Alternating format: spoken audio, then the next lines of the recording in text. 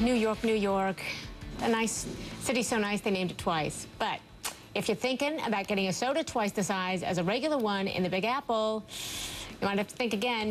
Mayor Michael Bloomberg says more than half of adults are overweight, and now he wants to ban the sale of large-sized sodas and sugary drinks in restaurants, at food carts, even movie theaters. New Yorkers, you can bet, have something to say about it. I don't really feel he's entitled to someone else's opinion about what they should drink, how large it should be or how small it should be. I think it's great. Why is that? It's just poison. It's all sugar. I mean, they've done it in our schools. Like, there's no more soda. We just have, like, water and healthy drinks and stuff. So I understand where he's coming from. It's America. You're supposed to have, you know, freedom of speech and freedom to do what you want as long as it's not harming or hurting nobody. So, I mean, it's up to the parents, it's up to the individual. If you want to drink that stuff, so be it. And the New York City Beverage Association had this to say.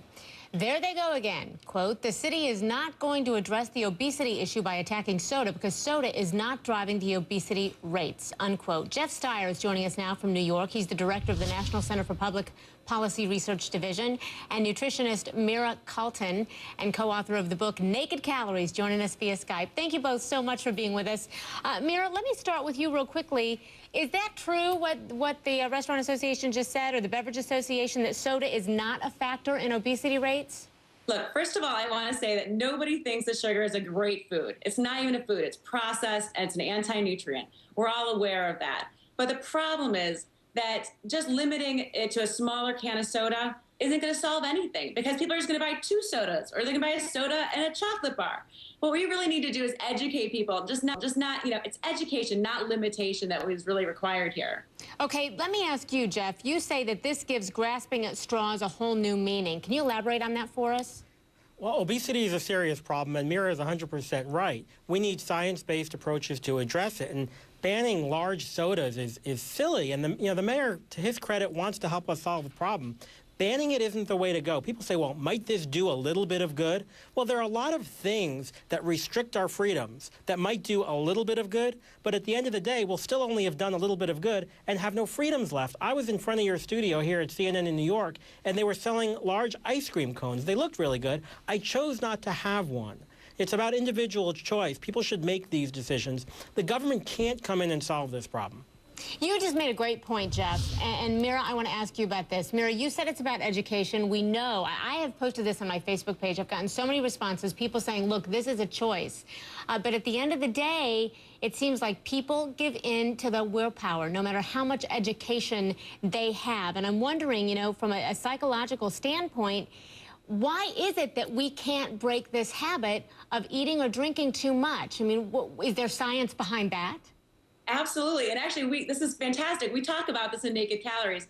It's actually, sugar is more addictive than cocaine. So you're not just going to give it up one day because you feel like it. It actually takes a lot more than that. And actually, micronutrients, the vitamins and minerals that your body needs, when your body's not getting them, your body craves things. And scientific report after scientific report explains this. If you're craving salty foods, you're probably deficient in calcium. So really, it's about eating micronutrient-rich foods.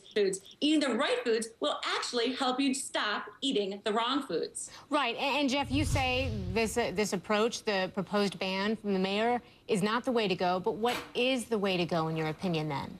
Well, we need science-based approaches. I think, you know, the mayor doesn't want to say it, and to his credit, he didn't ban diet soda, but encourage people to cut down on their calorie consumption, not soda consumption, overall. Encourage people, instead of scaring people, hey, we'd rather you drink water, but have a diet soda instead of a full sugar soda. I mean, these are basic little incremental steps that people could take. Yeah, eat more vegetables and eat more micronutrients. I'm all for that.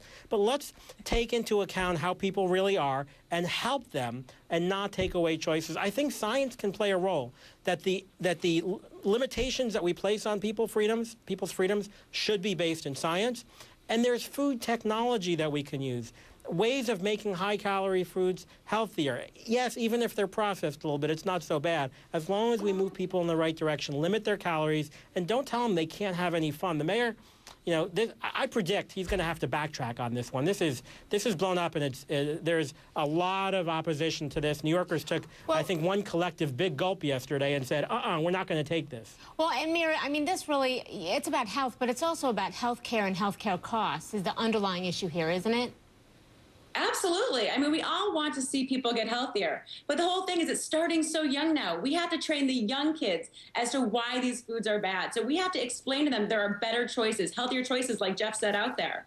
We want kids to understand that the fruit juice that's just as loaded with sugar isn't necessarily a great choice. Eat a piece of fruit. Tell them the levels of how to make things better. And for some reason, the mayor exempted fruit juices. It makes no sense. All right, Jeff Steyer and Mira Calton, thank you both so much. So good to get your opinions today. We appreciate you taking the time. Thanks. Thanks for having us.